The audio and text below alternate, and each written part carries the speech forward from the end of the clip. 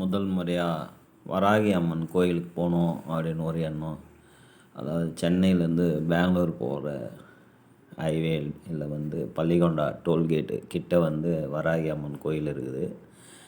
சென்னையிலேருந்து வரவங்க பள்ளிகொண்டா டோல்கேட் தாண்டி தான் போகணுன்றதில்ல, அதுக்கு முன்னாடியே யூ டர்ன் போட்டு வந்துடலாம். பெங்களூர்லேருந்து வர லைனில் வரவங்களுக்கு டோல்கேட் தாண்டி வரணும். முதல்ல கோயில் என்ட்ரன்ஸில் விநாயகர் சிலை வச்சுருக்கிறாரு, அருமையாக இருக்குது. இது வராகி அம்மன் அவங்க பக்தர் அவங்க கையாலே தண்ணி ஊற்றி அபிஷேகம் பண்ணலாம், மஞ்சள் பூசி வழிபடலாம், வேண்டிக்கலாம். இது யாகம் கொண்டு வச்சுருக்கிறாரு. ஃபுல்லாக இதில் கேட்டால் நைட் டைமில் யாகம் போடுவோம் அப்படின்னு சொல்கிறாங்க. என்ட்ரன்ஸில் சிவசக்தி சிலை, லக்ஷ்மி நாராயண சிலைலாம் இருக்குது.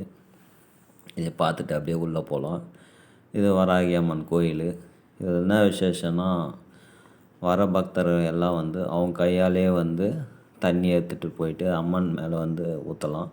இது மாட்டு பொங்கல் அன்றைக்கி போயிருந்ததுனால கோயிலில் பொங்கல் விழா கொண்டாடுறதுக்கு எல்லாம் தயார் பண்ணிகிட்டு இருக்கிறாங்க. ஃபுல்லாக பக்கத்துலலாம் தென்னந்தோப்பு அழகாக நல்லா இருக்குது கோயில்.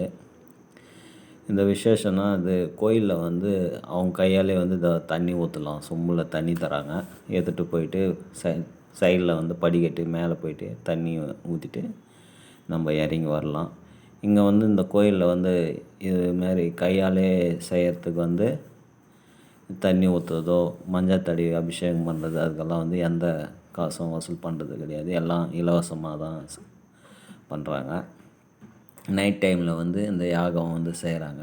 மாட்டு பொங்கல்ன்றதுனால மாடு, பசு மாடு எல்லாம் கன்று குட்டி நிற்க வச்சு யாககுண்டம் போடுறாங்க. இந்த யாககுண்டத்தில் கலந்ததுன்னா ரூ. 500 டோக்கன் போடுறாங்க.